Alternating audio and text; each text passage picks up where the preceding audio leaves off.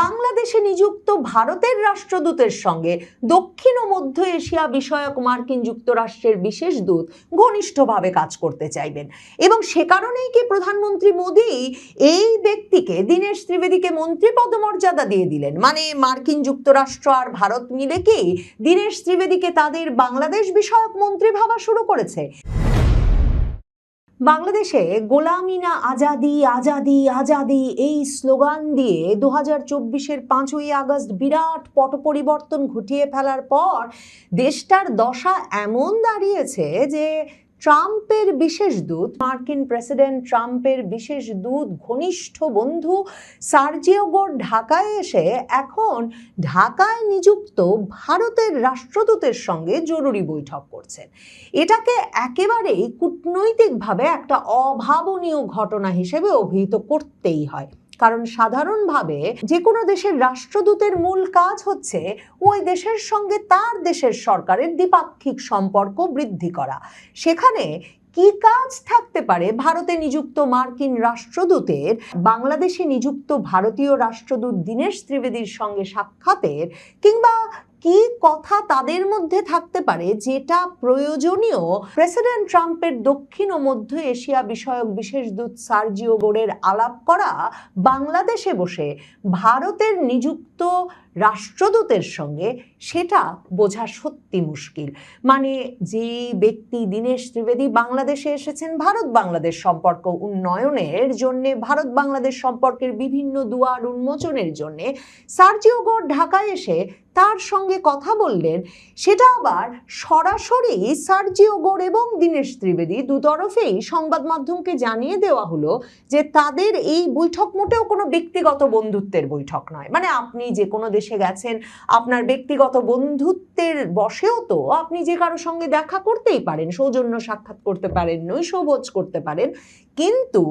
এই খবর এখন ভারতীয় সংবাদ মাধ্যমে সার্জিও গোর, কূটনৈতিক সূত্র এবং দীনেশ ত্রিবেদীর বরাতে দেওয়া হচ্ছে যে এই দুইজন বসে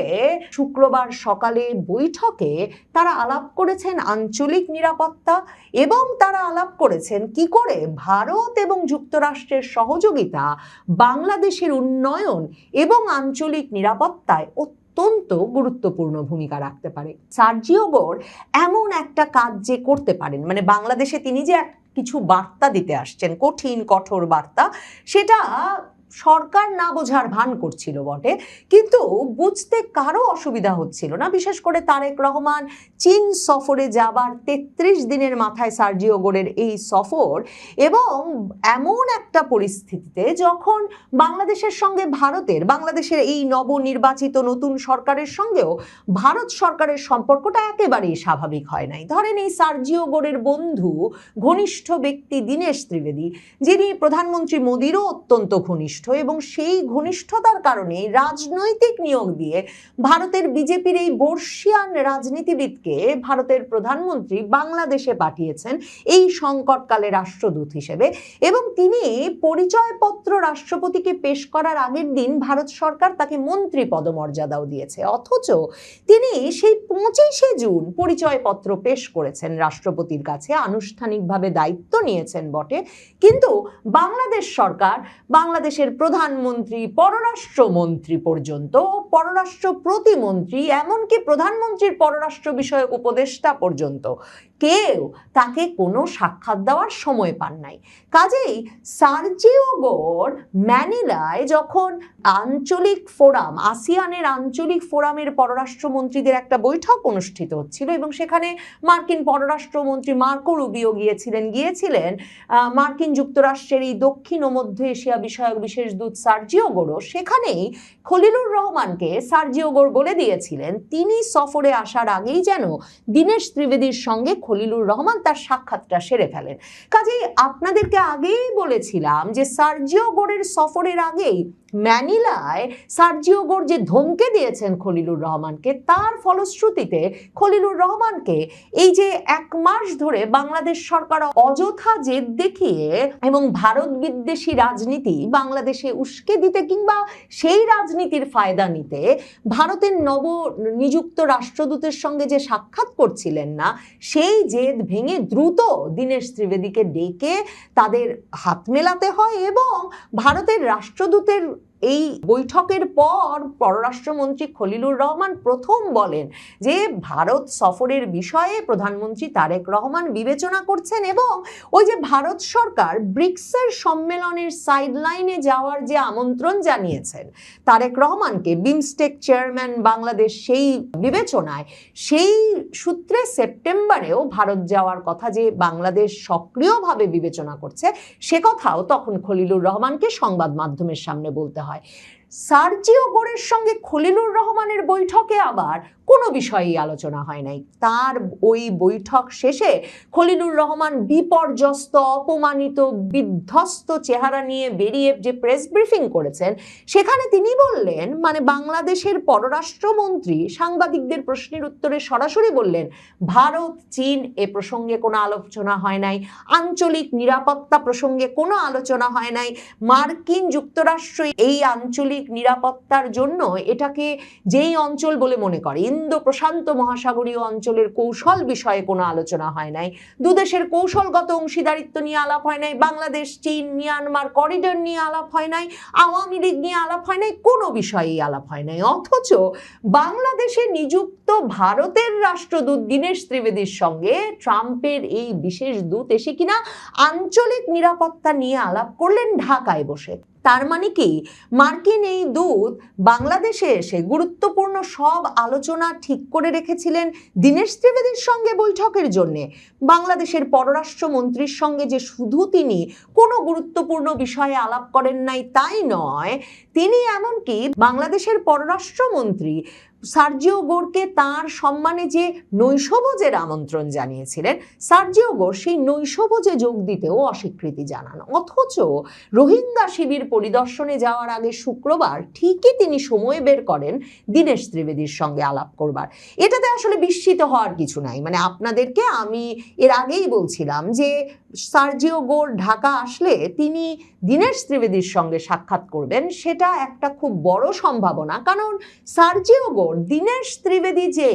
শুধুমাত্র প্রধানমন্ত্রী মোদীর মনোনয়ন নয়, তার মনোনয়নে মানে তিনি যে বাংলাদেশের রাষ্ট্রদূত নিযুক্ত হয়েছেন সেটাতে যে মার্কিন যুক্তরাষ্ট্র খুব উৎসাহিত, সেটা সার্জিও গোর আগেই স্পষ্ট করেছিলেন। সার্জিও গোর ট্রাম্পের একেবারে খাস লোক, মানে ট্রাম্প প্রশাসনেও লোকে জানেন যে প্রেসিডেন্ট ট্রাম্পের ঘনিষ্ঠতম সহচরদের একজন হচ্ছেন এই সার্জিও গোর, যিনি নাকি যে কোনো সময় ফোন তুলে প্রেসিডেন্ট ট্রাম্পের সঙ্গে কথা বলতে পারেন, যে কোনো সময় প্রেসিডেন্ট ট্রাম্পের সঙ্গে দেখা করতে এমনকি হোয়াইট হাউস পর্যন্ত চলে যেতে পারেন। এহেন সার্জিও গোর দীনেশ ত্রিবেদী যেদিন রাষ্ট্রপতি চুপ্পুর কাছে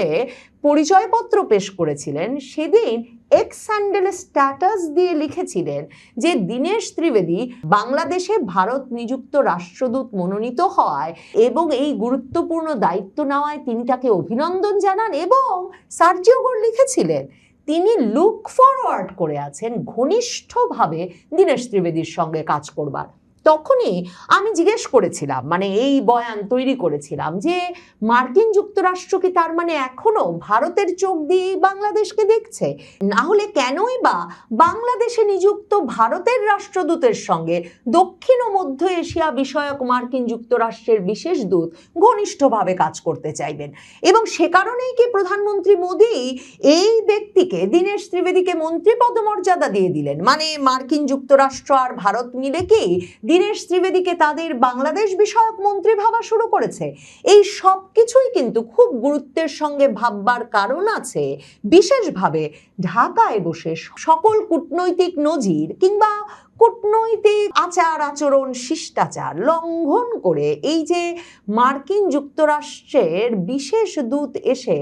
বাংলাদেশে নিযুক্ত ভারতের রাষ্ট্রদূতের সঙ্গে সাক্ষাৎ করে আঞ্চলিক নিরাপত্তা বিষয়ে আলাপ করলেন এবং ভারত যুক্তরাষ্ট্র মিলে কি করে বাংলাদেশের উন্নয়ন ঘটাতে পারে সে বিষয়ে আলাপ করলেন, সেসবে আরো পরিষ্কার হয়ে ওঠে। বাংলাদেশের সংবাদ মাধ্যম লিখছে যে সূত্রগুলোর দাবি বৈঠকে আঞ্চলিক নিরাপত্তার পাশাপাশি বাংলাদেশ থেকে পরিচালিত সন্ত্রাসবাদ দমন সংক্রান্ত বিষয়েও মতবিনিময় হয়েছে। তবে এ বিষয়ে দুই পক্ষের কেউ আনুষ্ঠানিকভাবে কিছু জানায়নি। দেখুন, 2025-এর ফেব্রুয়ারিতে ট্রাম্প প্রশাসন মানে প্রেসিডেন্ট ট্রাম্প দ্বিতীয় মেয়াদে ক্ষমতা গ্রহণের পরেই যখন ভারত সফরে এসেছিলেন, ট্রাম্প প্রশাসনের তৎকালীন গোয়েন্দা প্রধান তুলসী গ্যাবার্ড তিনি ভারতের সংবাদ মাধ্যমকে সাক্ষাৎকার দিয়ে বলেছিলেন যে মার্কিন যুক্তরাষ্ট্র বাংলাদেশে খেলাফত প্রতিষ্ঠার চেষ্টার বিষয়ে উদ্বিগ্ন এবং বাংলাদেশে এই যে সন্ত্রাসবাদ চরমপন্থার বিকাশ বা উত্থান সেটাকে তারা আঞ্চলিক নিরাপত্তার জন্য গুরুতর সমস্যা বলে মনে করে। ভারতের জাতীয় নিরাপত্তা উপদেষ্টা অজিত দোভাল যে বাংলাদেশের বর্তমান পররাষ্ট্রমন্ত্রী খলিলুর রহমান নিরাপত্তা উপদেষ্টা থাকার সময় 25শে নভেম্বরে খলিলুর রহমানকে দিল্লিতে ডেকে নিয়ে এবং তারপর দোহায় নিয়ে গিয়ে বাংলাদেশের সীমান্তবর্তী অঞ্চলের বিভিন্ন সন্ত্রাসী জঙ্গি ঘাঁটির স্যাটেলাইট ছবি তুলে দিয়েছিলেন এবং তখনকার জাতীয় নিরাপত্তা উপদেষ্টা খলিলুর রহমানকে বলেছিলেন যে ভারত বাংলাদেশের ভূখণ্ড ব্যবহার করে ভারতের জন্য ঝুঁকি তৈরির এই বিষয়টিকে কোনোভাবেই সহজভাবে দেখছে না এবং এটাকে আঞ্চলিক নিরাপত্তার জন্য ঝুঁকিপূর্ণ বলে মনে করছে এবং তারা আশা করে পরবর্তী নির্বাচিত সরকার এসে এই বিষয়ে গুরুত্বপূর্ণ এবং তৎপর ভূমিকা রাখবে সেটা খলিলুর রহমানও জানেন এবং সে সময় সেই প্রতিশ্রুতি দিয়েই কিন্তু তারেক রহমান লন্ডন থেকে ঢাকায় ফিরতে পেরেছিলেন ডিসেম্বরের শুরুতে এবং নির্বাচনে অংশগ্রহণ করে তারপর তিনি প্রধানমন্ত্রী হয়েছেন এই প্রতিশ্রুতি দিয়ে যে তিনি ক্ষমতায় এলে তিনি এই অঞ্চলের নিরাপত্তার স্বার্থে ইন্দো প্রশান্ত মহাসাগরীয় অঞ্চলের নিরাপত্তার স্বার্থে দুটো কাজ করবেন। এক, তিনি এই অঞ্চলে যুক্তরাষ্ট্র ভারতকে তাদের সবচেয়ে বড় কৌশলগত মিত্র বলে মনে করে সেই বিষয়টি মাথায় রেখে ভারত এবং যুক্তরাষ্ট্রের আপত্তি আশঙ্কা উদ্বেগ আছে এমন কোনো ঘটনা ঘটতে দেবেন না, মানে চীনকে বঙ্গোপসাগরে অ্যাক্সেস দেবেন না, চীনকে এমন সব অবকাঠামো নির্মাণ করতে দেবেন না যাতে তারা এই বঙ্গোপসাগর অঞ্চলে মার্কিন যুক্তরাষ্ট্র এবং ভারতের জন্য উদ্বেগের কারণ হতে পারে। অথচ তারেক রহমান ক্ষমতায় এসেই যখন কিনা তার পররাষ্ট্রমন্ত্রী পদে এই ভারত যুক্তরাষ্ট্র মিলে খলিলুর রহমানকে বসিয়েছে তখন তারেক রহমান ক্ষমতায় বসেই একদিকে যেমন এই সন্ত্রাসবাদ জঙ্গিবাদ দমনে কোনো ভূমিকা রাখলেন না, তেমনি তিনি ছুটে গেলেন চীনে এবং চীনে গিয়ে তিনি চীন মিয়ানমার বাংলাদেশ করিডোরের বিষয়ে রাজি হয়ে এলেন। সে কাজ চলছে বলে চীনা রাষ্ট্রদূত জানাচ্ছে এবং তিস্তা সহ নানা প্রকল্পে চীনের অবাধ প্রবেশাধিকার নিশ্চিত করে এলেন। কাজেই সার্জিও গোর সম্ভবত ভাবছেন বাংলাদেশের সঙ্গে এইবার এই সফরে এই বার্তা খুব স্পষ্ট করে দেওয়া দরকার যে ভারত এই ইন্দো প্রশান্ত মহাসাগরীয় অঞ্চলে যুক্তরাষ্ট্রের সবচেয়ে ঘনিষ্ঠ মিত্র। যেমনটা 2025-এর ফেব্রুয়ারিতে প্রেসিডেন্ট ট্রাম্প ক্ষমতা গ্রহণের পর যখন প্রধানমন্ত্রী মোদি ওয়াশিংটন গিয়েছিলেন এক সাংবাদিক প্রশ্ন করেছিলেন বাংলাদেশ বিষয়ে এবং প্রেসিডেন্ট ট্রাম্প স্পষ্টত বলেছিলেন বাংলাদেশের বিষয়টা তিনি প্রধানমন্ত্রী মোদির ওপর ছেড়ে দিতে চান। সার্জিও গোর সে বার্তায় সম্ভবত তারেক রহমান খলিলুর রহমানের জন্য পরিষ্কার করে দিয়ে যেতে চান যে এ অঞ্চলে ভারত এবং যুক্তরাষ্ট্র আঞ্চলিক নিরাপত্তার খাতিরে নিজেদের সবচেয়ে ঘনিষ্ঠতম মিত্র বলে মনে করে, ভারত তার সবচেয়ে বড় কৌশলগত অংশীদার এবং বাংলাদেশে সন্ত্রাসবাদ ইসলামী চরমপন্থার বিকাশ ঘটার মাধ্যমে এবং ভারত বিদ্বেষী রাজনীতির মাধ্যমে যে অবস্থান নতুন সরকার নিচ্ছে সেটাকে যুক্তরাষ্ট্র সরকার পছন্দ করছে না। শনিবার মানে আজকে প্রধানমন্ত্রী তারেক রহমানের বৈঠকের আগে এই যে সবচেয়ে গুরুত্বপূর্ণ বৈঠকটি বাংলাদেশের 3 দিনের সফরে এসে সার্জিও গোর করলেন কিনা ভারতের রাষ্ট্রদূতের সঙ্গে সেটাও সম্ভবত তারেক রহমানকে বৈঠকের আগেই একটা কঠিন বার্তা দিতে। দেখা যাক নতুন প্রধানমন্ত্রী তারেক রহমান বিষয়টা